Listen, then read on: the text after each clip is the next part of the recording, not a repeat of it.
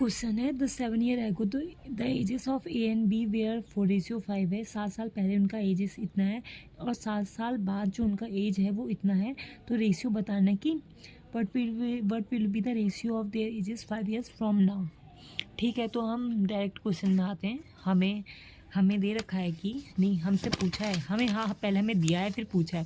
दिया है कि 7 साल पहले उनका जो एजेस है कितना है 4:5 है। तो माना 7 साल पहले उनकी एज 4x है और 5x है। तो प्रेजेंट एज कितनी हो जाएगी 7 + 7 कर देंगे।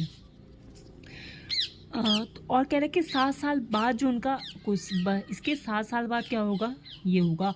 और उसका रेशियो में कितना दे रखा है 5:6 है। सबसे पहले इसको सॉल्व करके एक्स की वैल्यू निकाल लेते हैं।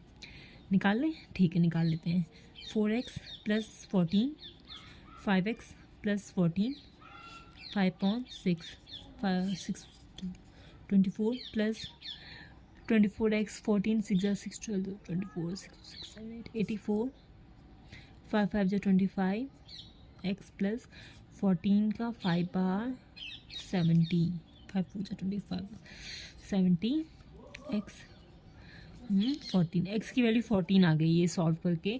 तो अब 14, अब हमसे क्वेश्चन क्या पूछा, what will be the ratio of their ages 5 years from now. Present age कितनी है 14 × 4 करेंगे सबसे पहले।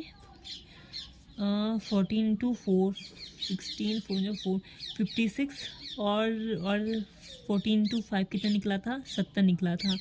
तो प्रेजेंट एज तो इनकी इतनी थी।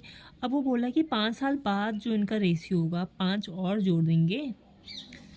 ये भैया लंबी ट्रिक तो नहीं हो रही है, और तो थोड़ा लॉन्ग वे वाला।